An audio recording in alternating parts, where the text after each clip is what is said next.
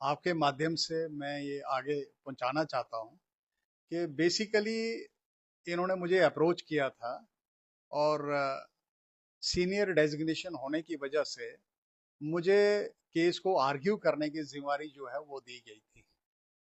तो अभी ये सारा प्रपोजल जो है अंडर कंसिडरेशन था। जैसे अभी इस पर हमने इनिशियल वर्क जो है वो किया था और इसमें कोई डाउट नहीं है कि उसमें मेरी भी कंसल्टेशन हो रही थी कि कैसे क्या करना है। लेकिन इसके दौरान एक तो इस केस के ऊपर पॉलिटिक्स बहुत शुरू हो गई दाएं बाएं से। कभी कोई दिल्ली से आ रहा है, कभी कोई यहाँ से पॉलिटिक्स कर रहे हैं। तो मुझे ऐसा लग रहा था कि ये केस कम पॉलिटिकल गेम ज्यादा बन गई है। तो मुझे इस ऐसे माहौल में पार्टिसिपेट नहीं करना था, क्योंकि फिर वकील का जो काम है वो अधूरा रह जाता है।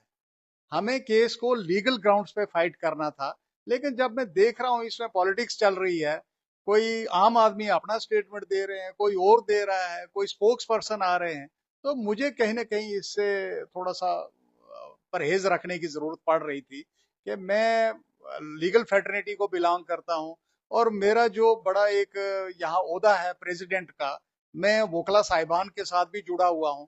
तो मैंने हर चीज को जो है वो बैलेंस करना था।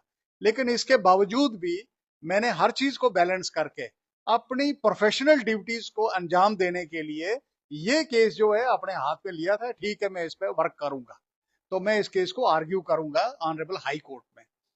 लेकिन इसके बीच में क्या हुआ कि एक वीडियोस का बहुत सारा एक लंबा वो मेरे सामने आ गया और मुझे किसी ने रादर वो कन्वे किया था कि ये देख लीजिए, जिस इंसान को आप डिफेंड करने जा रहे हैं ये उसके वीडियोस हैं।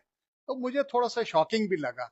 तो मुझे कल से, रादर परसों से इस पर जो है सोचने की जरूरत पड़ी। और जब मैं इस पर सोच रहा था, फिर वो देखता था मैं बार बार, तो मुझे ऐसा लगता था कि मैं यार इस केस में डिफेंड करना चाहिए ये नहीं करना चाहिए। तो मेरा अपना कॉन्शियस जो है वो मुझे इजाजत नहीं दे रहा था कि मैं इस केस को डिफेंड करूं, क्योंकि इसमें दो तीन चीजें उन्होंने बड़ी इंपॉर्टेंट कही थी जिन पर शायद हर एक सिटीजन को, रादर पूरे हिंदुस्तान को ये चीज जो है वो बहुत बुरी लगेगी शायद। जैसे उन्होंने एक इसमें स्टेटमेंट दिया है कि जम्मू कश्मीर स्टेट जो है भारत का हिस्सा नहीं है। ये बात जो है ये डाइजेस्ट नहीं हो सकती, एक बात। दूसरी बात, उन्होंने कहा कि हिंदुस्तान की फौज ने जो बारूद गिराया है, जो बमबारी की है, वो अजहर मसूद के वहां पे गए हैं। तो अजहर मसूद अब आएगा, वो फिर दिखाएगा कि क्या करना है। ये थ्रेटनिंग। उसके बाद उन्होंने कहा कि नहीं, बरहान वानी जो है वो मेरा रोल मॉडल है। तो मैं सोचता हूं कि मैं किस केस को डिफेंड कर रहा हूं, किस इंसान को डिफेंड कर रहा हूं। मेरी उनसे कोई जाति दुश्मनी नहीं है, मैं तो कभी मिला भी नहीं उनसे। महराज मलिक से मेरा कभी मुलाप नहीं हुआ, कभी मिला नहीं। मैं उस इंसान को जानता नहीं। लेकिन चूंकि एक जिम्मेवारी किसी ने दी थी कि ऐसे आपने करना है, तो मुझे लगता है कि कहीं ना कहीं मुझे अपने आप को अलग करना पड़ा कि मैं इस केस में इनके साथ एसोसिएट नहीं कर सकता। दूसरी बात, ये बार बार एक खबर आ रही थी कि आम आदमी पार्टी ने एक टीम कॉन्स्टिट्यूट की है, हेडेड बाय के निर्मल कोतवाल, सीनियर एडवोकेट।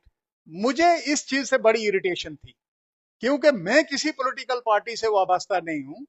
मैं एक प्रोफेशनल हूं, एक लॉयर हूं, सीनियर एडवोकेट हूं। और उसके साथ मेरे सिर पर एक बहुत बड़ी जिम्मेवारी है, वो है प्रेसिडेंट हाईकोर्ट बार एसोसिएशन का, जिसका हमेशा जो है नेशनलिस्ट एजेंडे रहे हैं और वो उससे बाहर नहीं गए हैं। ये सबको पता है। तो मुझे कहीं कहीं अपनी कॉन्शियस प्रिक कर रही थी कि जब मैंने ये वीडियोस देखे, जो पार्ट ऑफ डोजियर नहीं है। अगर ये पार्ट ऑफ डोजियर होते और मुझे इस पर भी कोई थोड़ा सा ब्रीफ मिला होता, तो I could have thought at the time when I give my consent to that. तो मुझे लगता है कि कहीं ना कहीं मुझे थोड़ा सा अपने आप को अलग करना है, ताकि मैं देश की इंटेग्रिटी और उसका जो अपने देश का कॉन्स्टिट्यूशन है उसके ऊपर कोई आंच ना आए। तो मैं देश के साथ चलना चाहता हूँ। ये तो इसीलिए मैंने अपना थोड़ा कॉन्शियस डिसीजन ये लिया हुआ है।